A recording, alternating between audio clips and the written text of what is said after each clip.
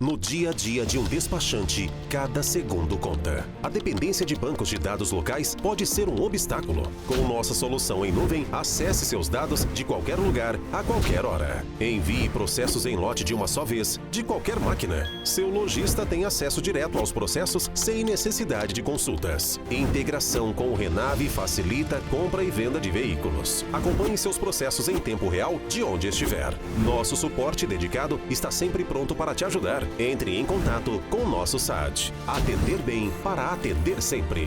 Despa Tecnologia. Transformando desafios em soluções. Seja bem-vindo à Real Cestas, a empresa que se dedica a fornecer soluções em cestas básicas de alta qualidade e com preços acessíveis. Nosso compromisso é oferecer alimentos e produtos essenciais. Entendemos a importância de uma alimentação saudável e equilibrada para o bem-estar de todos. Buscamos constantemente minimizar nosso impacto ambiental e contribuir para a comunidade. Trabalhamos com fornecedores locais, valorizando a economia regional e estamos engajados em projetos sociais que visam auxiliar aqueles que mais precisam. Estamos aqui para ajudá-lo a garantir que sua família tenha acesso a alimentos de qualidade, promovendo uma alimentação saudável e contribuindo para uma vida melhor.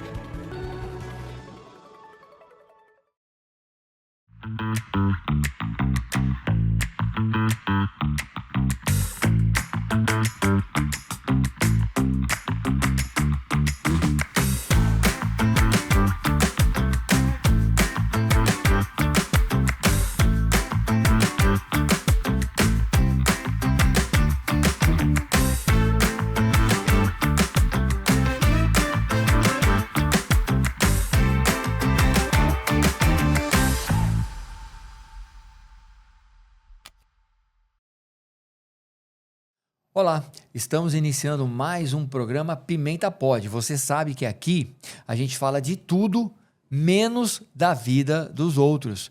E nós trouxemos uma especialista num assunto que tem ganhado a mídia em todo o país. Está se discutindo também internacionalmente, até onde eu consigo acompanhar. E é um assunto que de fato assusta, te dá algumas reservas. A gente não sabe o que pensar ainda, até porque eu falo por mim, não falo pelos outros. É um assunto antigo, mas que está em discussão hoje. Então, eu agradeço a presença da doutora Roberta, psicóloga, e nós vamos falar um pouquinho sobre autismo. Doutora Roberta, muito obrigado pela sua presença, que a senhora possa trazer bons esclarecimentos para mim e para muitas pessoas. Eu gostaria que a senhora começasse me dizendo o que é o autismo. Bom, É possível resumir? É possível facilitar o entendimento das pessoas? Porque é um assunto, como eu já disse, difícil, né? De entendimento. Na verdade, assim, o autismo ele é um transtorno. Tá. Né? Ele é uma doença, é um transtorno. A gente tem várias correntes, né? Tem uma corrente que vai dizendo que o autismo ele é constituído pelo meio onde a criança vive. Uma outra corrente, que é a que eu acredito, que vai dizendo um pouco da questão genética, né? Então, a gente traz heranças genéticas de traços autísticos, e aí, no decorrer do desenvolvimento da criança, vai havendo falhas, né? Seguindo essa linha de pensamento, a gente fala que a criança nasce com um DNA, com algo pronto, né? E aí o meio vai estimulando aquela criança a ter esses ganhos primários, né? Isso é bem piagentiano, assim, né? A criança nasce rasa, né? Não sustentou o corpinho, nasce toda mole, e aí vai tendo esse contato com a mãe, no mamar, no tomar banho, no colo, e aí, a partir disso, ela vai criando os primeiros esquemas que a gente fala, né? Nesse processo, a criança que tem algum traço de alguma predisposição ao autismo, a gente já vai percebendo algumas falhas nesse processo. Então, é a criança que está lá sendo amamentada pela mãe, não mantém um contato visual. É a criança que, mais tarde, sendo chamada pelo nome, não responde pelo nome ou responde de uma outra maneira, né? Uma criança que tem maior sensibilidade a sons, ou escolhe um brinquedo e vai ficando ali durante muito tempo naquele brinquedo, Sim. como se tivesse, né? Faz a escolha de um brinquedo e aquele brinquedo vira o seu hiperfoco. Tá. Então, já desde ali, dos primeiros meses de vida, É a possível criança já ter- vai dando indícios de falhas nesse processo de desenvolvimento. Qual mais ou menos a idade que os pais podem ou começam a perceber essas questões? Mas assim, puxa, eu acho que meu filho, minha filha tem algum tipo de problema. Olha, eu vou te dizer da minha experiência na clínica, tá? Então, o que eu escuto dos pais? Percebia meu filho um tanto diferente, percebia que ele não mantinha contato visual, percebia que ele não respondia, né, a chamados, assim ou não, e fui comentando com a pediatra, né? Porque no primeiro ano de vida vai mensalmente a pediatra. Pediatra, não, tá tudo bem, cada um tem o seu tempo de desenvolver. E ia desvalidando um tanto do que aquela mãe ia observando, né? E aí chega o grande marco da fala. Mais ou menos em que idade? Os 3 anos? Não, a criança começa a falar, a balbuciar, dentro do marco de desenvolvimento, a gente espera que ela tenha as suas primeiras palavras até os 2 anos. Tá. Né? E aí é uma criança que demora a falar, é uma criança que tem uma fala onde, né, onde a gente não consegue entender essa fala, ou é uma criança que tem uma fala ecolálica, que é seria? aquelas falas repetitivas, então Tá. fica não, não, não, não, É, não. e isso também, essa questão reflete no comportamento da criança. Sim. Por exemplo, ela procura o individualismo, os cantos, É uma fugir criança- de relacionamento já nessa Sim, idade? a gente fala que ela foge de demandas. Ah, Então, é uma criança que você coloca ali brincando com vários brinquedos, ela vai escolher um brinquedo e aí ela vai ficar ali naquele brinquedo o tempo todo. É uma criança que você coloca junto com o meio Tá. e aí ela vira as costinhas, ela Sim. literalmente Não se foge adapta. da demanda e vai brincando sozinha. É uma criança que faz a escolha de um desenho e só é aquele desenho na TV. Essa questão do autismo, eu entendo então que seria mais uma questão comportamental, não física. Porque nós estávamos conversando agora há pouco e a senhora me falou que o autismo é considerado uma necessidade especial. Ele entra na questão das necessidades especiais. Tá. Até pouco tempo, pelo menos, eu estou dizendo sempre por mim, tá, doutora? O que eu entendia por necessidades especiais era alguém com alguma deficiência física. Não, né? na verdade, necessidades Agora- especiais é alguém que precisa de alguma adequação para estar no mundo. Tá, então, o meu entendimento era de alguém que tinha uma deficiência física. Mas agora, não sei se é agora ou se já vem sendo contemplado dessa forma, de que essa questão comportamental do autismo e talvez de De outros transtornos. outros transtornos Sim. são considerados, então, PCDs. Sim e não. Então, me explica. Quero entender isso. PCD é uma sigla usada muito na questão dos direitos. Né? Então, se a gente for pensar na questão dos direitos da criança, ela entra na cota de PCD. Ah, tá. Então, por exemplo, uma família que tem uma criança autista, que tem alguma entendi a diferença. deficiência, que tem alguma questão, Ah, essa família pode pleitear, por exemplo, essas vagas de estacionamento. Preferência, as vagas preferenciais. Exatamente. Atendimento preferencial também. Atendimento preferencial. Pode solicitar, em alguns casos, isenção de PVA. Ela entra nesse hall desses direitos e aí, no juridiquês, ela entra como um PCD. Doutora, a senhora me disse que é ali entre os 2, 3 anos que começam a ser percebidos talvez as primeiras dificuldades que a criança tem com o relacionamento, na questão comportamental. E a senhora também falou que, às vezes, o pediatra não interpreta logo de cara essa questão e diz, olha, deixa, é o tempo da criança, cada um tem um tempo e tal. Sim. Mas seria interessante, então, os pais procurarem um outro especialista, sim ou não? Caso sim, qual? Na maioria dos casos, assim, eu falo que a internet, a tecnologia, ela trouxe muita informação para os pais. Então, boas e ruins, boas né? e ruins. Umas espantam, outras pioram o espanto. Exatamente. E aí, assim, você tem algumas características que são muito padrões de comportamento, né? Então, essa coisa do contato visual, mesmo, né, essa coisa da questão dos barulhos é muito interessante, né? Eles têm uma hipersensibilidade ao som. Então, alguns barulhos incomodam muito e desse incômodo ocorrem desregulações. Que às vezes é um choro descontrolado, que às vezes é colocar a mãozinha assim para abanar o som, às vezes é uma irritabilidade um tanto maior, né? E os pais vão procurando isso, né, na internet e coisa e tal, e vai vendo que são sintomas. Então, eu sugiro, tá na dúvida, procura uma neuropediatra.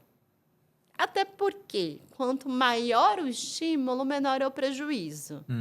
Né? Procura uma neuro. A neuro vai fazer primeiro exames clínicos, né, para descartar qualquer questão de cunho biológico. Vai fazer uma avaliação clínica para descartar qualquer outra possibilidade, porque pode ser também algo neurológico, pode ser um cisto, pode ser algo que a criança foi desenvolvendo ali, que não foi percebido, né? Descartando tudo isso e tendo ali, né, os sintomas, a neuro vai indicar terapias para estimulação cognitiva, né? Que é o mais importante para essa criança. Ela vai ser estimulada por profissionais para conseguir estar nesses meios com o menor prejuízo possível. Agora, a senhora falou uma coisa interessante, né?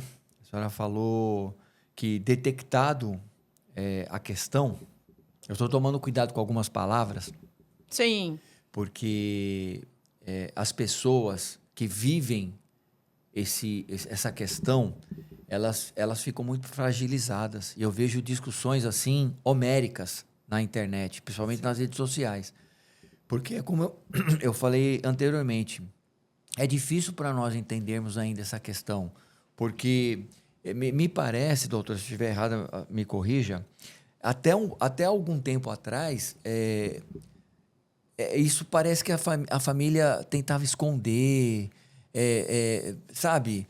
E agora não, agora com esse apoio dos governos, seja municipal, estadual e federal, o assunto se tornou mais evidente. Então parece que é um momento oportuno para se discutir questões favoráveis e que possam contribuir para que isso minimize o impacto nas famílias. A minha pergunta é exatamente essa. Quem é que, não sei se a palavra certa é sofre mais, quem tem o transtorno ou a família? E aí, nesse decorrer da sua caminhada profissional, a senhora também percebe a dificuldade das famílias lidar com isso e também oferece essas terapias, não só para o portador? Eu posso falar portador do transtorno? Sim. O portador do transtorno e a família? Então, na verdade, eu brinco que quando chega no consultório, eu tenho 2 momentos, né? Eu chego com essa criança, né, com as questões dela, e eu chego com essa família fragilizada, que precisa olhar para si. Porque nós... Não é isso? Exatamente. Mais ou menos? Acho que tem uma coisa de que tem um luto a ser feito, né? Porque, em teoria, a gente pensa que, né, sou mãe, eu estou ali no processo de gestação, eu vou cuidar daquela criança e eu vou acompanhar aquela criança sendo gerida. no sentido de se não falta, né? Sentido clínico mesmo, biológico, né? Então, faço o pré-natal, faço os ultrassons, ufa, tá tudo bem, né? Ufa, e aí nasceu. Fisicamente, né? Fisicamente tá tudo bem. Depois e aí a nasce cabeça. aquela criança, né? Depositária de todo o desejo daquela mãe, daquela família. Sim. E aí a criança começa a apresentar essas diferenças, né? Então, de não é físico, mas algo não tá normal. Algo não tá batendo com aquilo que eu desejava. Né? E aí começa o choque, né? Se eu tenho um filho mais velho, então, muito pior, porque aí eu vou fazer comparativos com o desenvolvimento daquela criança e o que falta no desenvolvimento do meu filho. As próprias pessoas da família vão fazer essa comparação também. Exatamente. E aí começa aqueles conflitos. Eu acho que nesse momento aí o amor da mãe fala mais alto, né? Que ela mais alto. Ela aceita com mais naturalidade? Eu acho que a mãe procura respostas com mais naturalidade. Diferente do pai. Né? Pelo menos é o que eu vejo em clínica, tá? É o que eu vejo dos meus pacientes, assim. Você tem uma mãe que procura respostas e procura resolver coisas com muito mais empenho do que esses pais, né? Muito porque é a mãe que acaba cuidando, Sim. né? E muito porque é a mãe que consegue ver, já que está nos cuidados diários, essas pequenas diferenças dessa criança com o outro. Eu vejo muito, doutora, eu como jornalista, eu ando muito. Sim. Cubro muitas pautas. E sempre vejo desculpa, nos eventos voltados para esse assunto, na própria rua, em outros lugares, shopping, geralmente a mãe que acompanha, A que militância está com é muito maior. Sim. elas são mais engajadas nesse sentido, né? E aqui eu não estou minimizando e nem relativizando o papel dos pais, dos irmãos, mas eu acho que as mães estão mais juntas. Uma pergunta, isso talvez seria um sentimento de culpa? Poxa, fui eu que gerei, fui eu que... Não. Acho que sim também, né? Eu acho que, como eu estava dizendo para você, essa mãe vai viver um luto, né? E aí o luto, a gente tem possibilidades de saída desse luto. Sim. Né? Ou eu me fecho e eu vou deprimir, e aí eu não consigo dar conta do que eu estou sentindo e nem de ajudar meu filho. Né? Eu pego todo esse sentimento e aí eu projeto nessa criança no sentido de não, vai dar certo, a gente vai fazer. E aí eu tenho essa mãe que vai oscilando nesse lugar, né? De culpa, reparação, que precisa de terapia, né? Que é o que a gente sempre fala. Chegou no consultório, olha, vou cuidar do seu filho, mas você também precisa de cuidados. A família, né? Pai, os parentes diretos da criança, o pai, os irmãos, precisam também desse tratamento, não é isso? Sim. E tem uma outra questão, mas doutora. Mas não chegam, tá? Não? Não. Por quê? Eles acham que... Por vários motivos. Qual assim. seria o mais evidente? Acho que é nessa coisa de, você tomou para si a militância, então vira. Vai, cuida, eu tô aqui. Né? Te dou o suporte financeiro, te dou o suporte do ir e vir ali, mas fique mais à frente. Tá. E elas também vão se colocando um tanto mais à frente. Né? Então, o que a gente vê é muito essa mãe nesses cuidados. Sim. Né? Então, por exemplo... É o que eu percebo. Quando está no consultório, eu faço sessões com as crianças e faço uma vez por mês uma sessão de orientação parental, que é onde eu explico tudo que eu trabalhei no mês e oriento esses pais a replicarem em casa. Porque o que eu trabalho com a criança aqui, ela tem que levar para casa para a terapia fazer sentido. Sim. Né? E muitas vezes, né, só entra a mãe na orientação parental. Uma outra questão, dentro de todo esse cuidado e das dificuldades, das necessidades que todo o assunto gera em torno da criança, tem uma outra questão. O autismo, ele tem, se eu não me engano, graus. Tem níveis. E tem algumas intercorrências, que é uma criança autista com isso. Uma questão, por exemplo, da agressividade. Tem autistas que são, não sei se eu posso falar isso, de boa, ou mais tranquilos. E tem autistas que, geralmente, no seu relacionamento com outra pessoa, muitas vezes parte para agressão. Quais são esses graus do autismo e essas intercorrências? Hoje a gente fala de níveis de suporte. Nível. Quais seriam? Então, tem o nível de suporte 1, que são... Antigamente, a gente considerava o síndrome de Asperger. Né? Então, não tem um prejuízo cognitivo.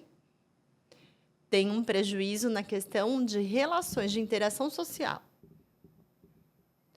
Nós temos o nível de suporte 2, que tem um prejuízo na questão da interação social, mas também tem um prejuízo em outras esferas de cognição. E nós temos o nível de suporte 3, que é um autista que tem muitos prejuízos. Então, geralmente não é verbal, geralmente tem uma questão de uma agitação psicomotora intensa, tem outras questões juntas, então tem dificuldade na marcha, tem dificuldade no comer, tem dificuldade em fazer atividades de vida diária.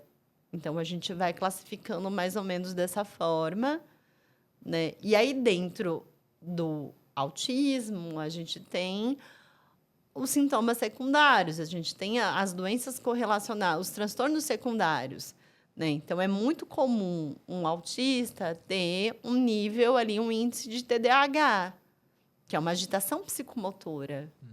Né? Então, ele tem uma agitação de corpo e de mente porque ele não consegue se expressar de uma outra forma. Né? Tem alguns autistas que têm a questão do TOD. Por quê? Né? Dentro daquele processo ali de criação e de vivência, é uma criança que tem um limiar muito baixo à frustração. Ao não, à regra, a limites, à borda. E aí vai se opondo àquilo. E se opõe de diversas maneiras, né? O que é mais natural para o ser humano? Né? O que é de comportamento clássico? É a preservação e a heteroagressividade. Então, eu não quero aquilo, eu vou e barro com o meu corpo. Entendi. Né? Isso é biológico. Então, dentro do consultório, né, a gente vai... E não é só psicólogo, tá? A gente precisa de uma equipe para cuidar dessa criança, para dar esse estímulo, para minimizar esse prejuízo. Então, é psicóloga, é fono, é terapeuta ocupacional, é psicomotricista. Multidisciplinar, né, doutora? Multidisciplinar. Eu acho que a criança, a pessoa que segue no crescimento dela, me parece que ela é alheia àquilo que ela tem. Então, eu acho que o sofrimento maior é muito mais da família, talvez. Qual o conselho, diante da sua experiência, para essa família, doutora? Acho que pintou dúvida. Olha, tô ali com meu bebezinho, tô percebendo alguma coisa. Pelo sim, pelo não, consulta o pediatra. Quando a gente fala do pediatra, né, não é que ele é eu não estou criticando o pediatra, mas acontece que a gente tem marcos de desenvolvimento. Sim. Né? E ele vai respeitando muito esses marcos biológicos. Físicos. Sim. Eu acho que comportamental tem que ser um outro profissional, né? E muitas evidente. vezes é isso, assim, né? Ele vai ali tentando dar tempo para aquela criança desenvolver, né? Só que tem alguns pais que vão percebendo, que vão, né, pesquisando, que vão ali conversando em comunidades e tem dúvidas. Na dúvida, consulta uma neuropediatra. Sim. Doutora, nós estamos indo para o final do programa e eu queria que a senhora respondesse só mais uma pergunta. Isso se não vier outras. Como é que o poder público, quando eu falo poder público, vamos falar de prefeituras, vamos falar do governo estadual e do federal. Até porque a senhora me contou aqui que já teve uma experiência na gestão do prefeito anterior aqui em São Caetano, do Aurítio, né? De ter assim essa questão de conversas, de encontros, e hoje me parece que isso não está funcionando. Mas, não está acontecendo. Isso está acontecendo com uma dificuldade um pouco maior. Mas como é que os gestores públicos, e aí agora eu vou dar nome aos bois, prefeitos, governadores e o próprio presidente, pode atuar numa questão de minimizar esse desconforto, esses trabalhos, esses problemas, obstáculos que a família tem? Pensa aí.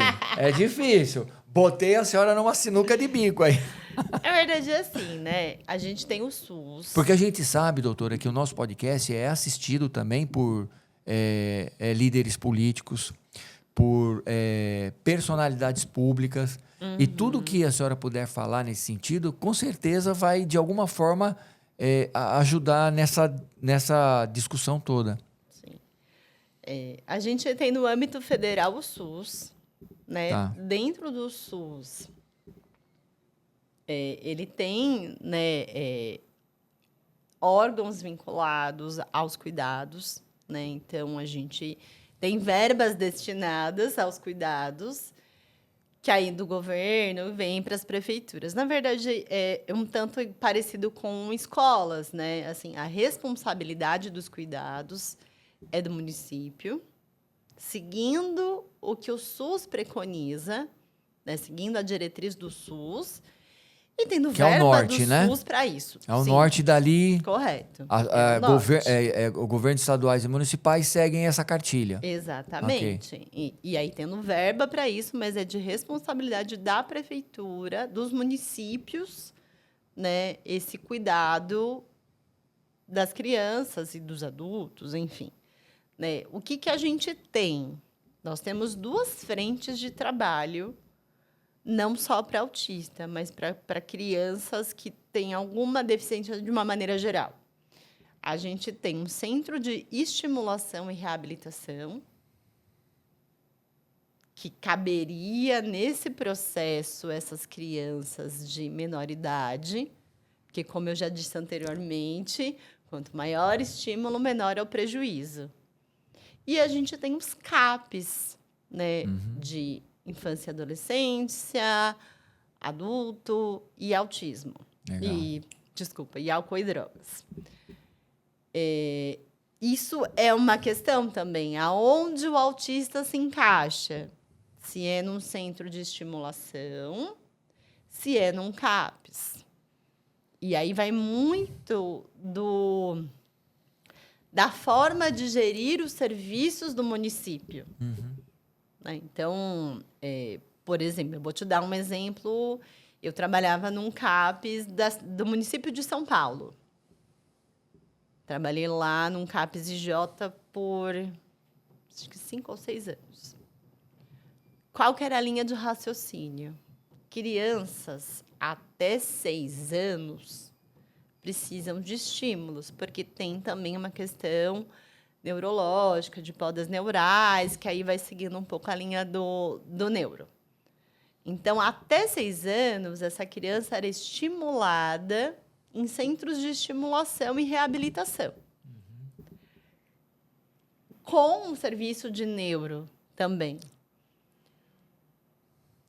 Dali, se aquela criança, por algum motivo, eles já tivessem esgotado as possibilidades de cuidado e, ainda assim, a criança tivesse uma agitação psicomotora que o neuro não conseguiu um ajuste medicamentoso, algo que saísse da estimulação, muito iria para um CAPS. Faz sentido? Faz. Ficou claro? Não. Sim, É meio, meio um limbo, mas ficou assim, claríssimo. mas que é muito conversado, era muito conversado entre as equipes. Entendi. Né? Então, a gente cuidava de crianças pequenas no CAPS quando o prejuízo era muito grande. Quando a gente percebia que aquela criança se colocava em risco ou colocava em risco os seus familiares. Legal. Era onde o CAPS entrava. Para a primeira infância. Então, esses serviços eles têm que estar sempre conversando. Sim. Né? São Caetano Bom, tem o CTNEM. Fica aí a dica, né, para os gestores. Sim. São Caetano tem o CTNEM, que é o Centro de Estimulação, né? E tem um CAPS-IJ. Legal. Doutora, eu sei que a senhora tem uma clínica, aqui em São Caetano? Isso, é isso? tenho. Deixa o endereço, o telefone da senhora, se alguém quiser procurar para mais informações, pode ser ou não? Claro, pode ser sim. Então manda aí, pode até olhar para cá, ó, essa câmera aqui é sua, chama a galera aí, olha, tá com... Bom, o meu consultório fica ali no bairro Santa Maria, né? Na rua Arlindo Marchetti, número 312, sala 2. Eu vou deixar o meu celular. E aí pode me procurar também nas redes sociais. O celular da senhora é iPhone ou é Samsung? Você vai deixar, a gente só aceita se for... Só aceita se for iPhone. Vamos rir um pouquinho, porque tá tão pesado. Não, mas deixa o número, doutora. Pode falar o número. falar. Tem site? A gente tem só o Instagram. Tá. Então dá o endereço do Instagram e o telefone. Ixi. Telefone. Eu vou pôr o Telefone a senhora não pode telefone. esquecer, né? E aí depois eu peço para os meninos colocar. Manda que a gente coloca no GC. Perfeito. Meu telefone. Ainda bem que não é ao vivo, hein? Senão a senhora tava na roça agora. Tá, eu ia ficar... Sabe que tecnologia e psicologia, elas funcionam juntas né? de uma maneira difícil. Qual que é o telefone da senhora? É 11 97653 1224. Legal. Doutora, muito obrigado. Nós vamos ter que voltar com a senhora aqui para falar do TOD, que a gente não conseguiu, do TDAH, mas eu acho que foi bem esclarecedor e eu agradeço profundamente a sua participação. Acho que é muito importante esses espaços, né? Porque acho que as pessoas têm muitas informações, né? Mas, ao mesmo tempo, são muitas falas equivocadas, Sim, né? sim. Então, é legal a senhora poder me esclareceu bastante falar coisa aqui que algumas... eu sequer pensava. Mas Sim. muito obrigado pela participação e pela vinda aceitar o meu convite, tá bom? Obrigada a você pelo convite e estou aqui à disposição. Quando Legal. precisar, chame de novo, a gente continua o bate-papo. Vamos continuar assim, legal. Bom, Obrigado. obrigada, viu? Nós vamos ficando por aqui. Eu agradeço profundamente a sua audiência. E olha só, você sabe que eu tenho uma cruzada heróica, né? De contribuir para a mudança de comportamento, de personalidade, de entendimento, conhecimento, através de sorteios de livros. Eu acho que a literatura, de qualquer tipo, seja ela técnica, seja comportamental, a melhor forma de você mudar o seu pensamento. Então, segue a gente no canal, tá aparecendo aqui, ó, o endereço. E também no meu Instagram, Pedro Pimenta 1967, beleza? A gente vai fazer o sorteio agora no final da 3ª temporada e você vai receber o livro aí na sua casa, tá bom? Um forte abraço e a gente vai ficando por aqui. Até a próxima.